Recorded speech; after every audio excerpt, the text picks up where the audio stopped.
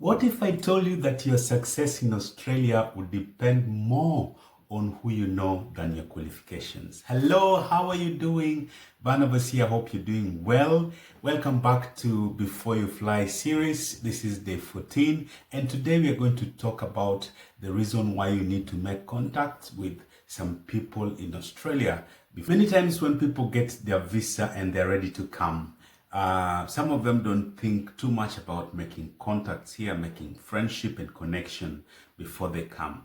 They have this notion that they will just come, settle, find accommodation, go out there and get a job and be able to move on. But if you go that way, you will find out that it's really difficult to settle. These are the reasons why making contacts and network before you move here really matters. Number one, they will help you to find jobs. Most of the time, people think that they will just apply jobs online, go for the interviews, get a job, and start their life. Well, you might be lucky to do that. But most of the time, your first job is difficult to get online. That's where the networks, the people you know, would come in handy to share with you opportunities and how you can start this journey, your career in Australia. Secondly, getting accommodation in Australia, you will need to contact somebody before you come here. For you to get accommodation in Australia, you will need reference, a local reference, so somebody who is already living here. You'll have to attend inspection. So if you're not here yet, then your friend or your connection can go on your behalf and do inspection. So in terms of also even just deciding where to stay, which suburb to live, where it's close to work or school or things like that, you will need somebody to guide you. You might already gone online and look for accommodation, and maybe you're just going with cheap accommodation, not knowing that, a choice of accommodation will depend on where their school, and if you're a student, whether that accommodation is close to your university, all right, or closer to jobs and things like that. So the ones that are already here have a better understanding, and so they will be able to guide you on where to find accommodation. Or even a choice of where to settle. Which town or which city are you going to move to have somebody who have an understanding of what it takes to live in a big city or to live in a regional town. All right. They will also guide you on where to find school, how to apply for schools if you have kids, and things like that. All right. Because there is a process of applying for a school. For example, if you're applying for a public school, that school has to be in the proximity of where you reside. All right. You cannot apply, for example, in a school that is 40 kilometers away or 20 kilometers away. You have to apply for a school that is close to accommodation. You'll also need somebody to guide you, just to give you emotional support. Settling here will require somebody to support you even before you come, all right? To inform you of things to expect, to inform you of things that are going to happen as soon as you arrive, and so that they can prepare you emotionally, all right? So it's not just about what is here, it is also what is up here. Then where do you find people? Where do you find connections, all right? How can you find contacts? Number one, you can go to social media groups, for example, Facebook groups. For example, if you want to live in Melbourne, you will find different kinds of groups. Be careful, go for genuine groups, all right? Groups that can help you, find contacts, connections, all right? So go for social media groups, Facebook groups, WhatsApp groups, and all that. You can also contact people through LinkedIn, especially when it comes to career, all right? So you can find somebody or you can find a group in LinkedIn. You can also contact former friends. So if you had friends back home and they've already moved to Australia, they're living here, you can start contacting them, chat with them, and also they can guide you. So former friends or former colleagues of the school, all right, so you can contact them before you move here. You can also join religious groups, churches, fellowship, and also contact them in way in advance that they can help you to settle here in Australia. All right, you can contact them, tell them I'm moving, this is what I'll need some help with this and that, and they might really come handy. All right, let's also talk about how to approach your connections. All right, how to approach people. All right, number one, be polite. When you're asking somebody, before you connect with them, be polite. All right, approach them, be very frank and honest, and tell them what you're planning to do. Times I go into my DM and somebody just says hi. When you say hi back, they will again say, how are you? Take 2 days and say, I'm fine. And then they don't go into any details, all right? They just say, hi, how are you? Hi, how are you? How are you doing this morning? How are you doing? Be specific. Go straight into the point. What are you after, okay? The next one is ask for advice and not financial assistance. Most people are put off when you make contact with them and straight away you start asking for financial assistance, all right? So make sure you just ask for advice. What do I need to do? Also build a relationship before you start asking for favors.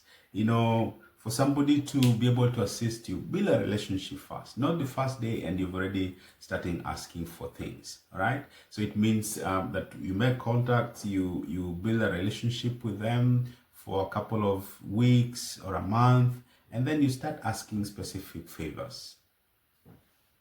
And then lastly, accept to be helped, all right? Be flexible, all right? Sometimes you ask for advice and you also act as if you know it all. Be flexible and be ready to discuss. Be ready to, have a long discussion on issues.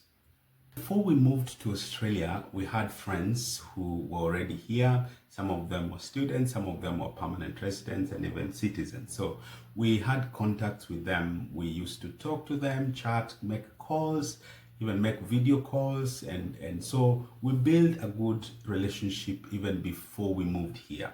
All right. So they used to tell us things about the schools, things about jobs, things about accommodation, and even when we had a chat, sometimes they would show us the kind of accommodation, the kind of amount we're expecting to pay, and so we already had an idea of what settling here in Australia looked like. All right.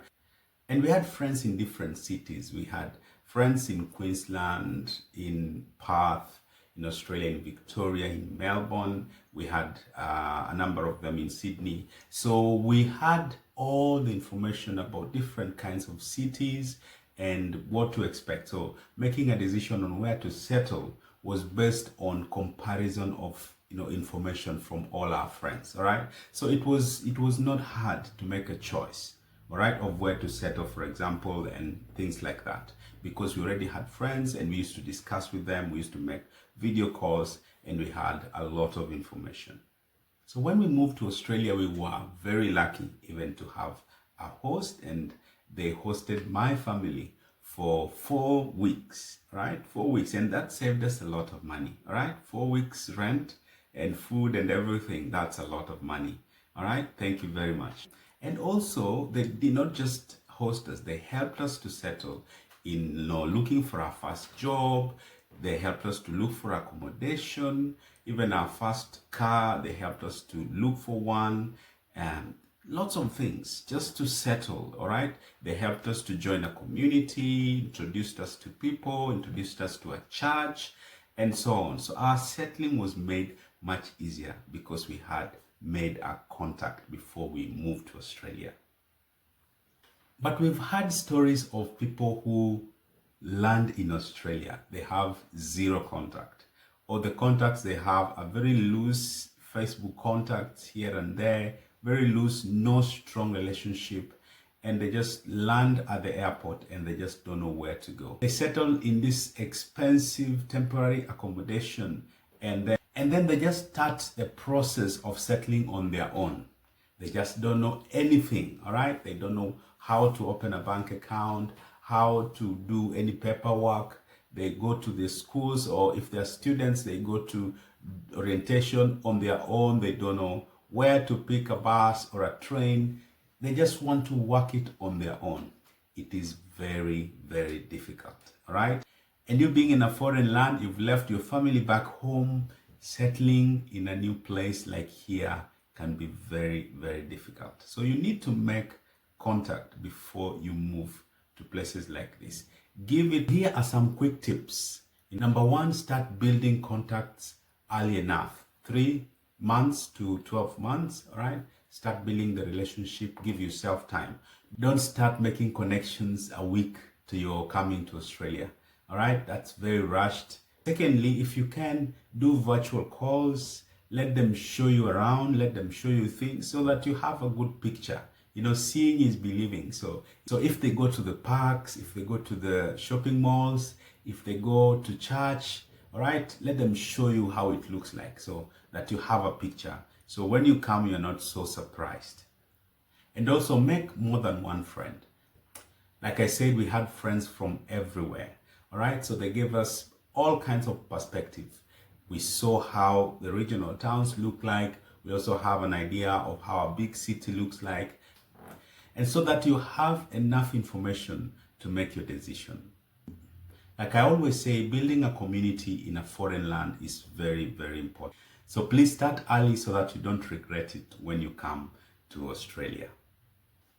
Kindly subscribe to our YouTube channel if you don't want to miss the rest of the series. Also follow us on TikTok, Facebook, Instagram, and other social media platforms.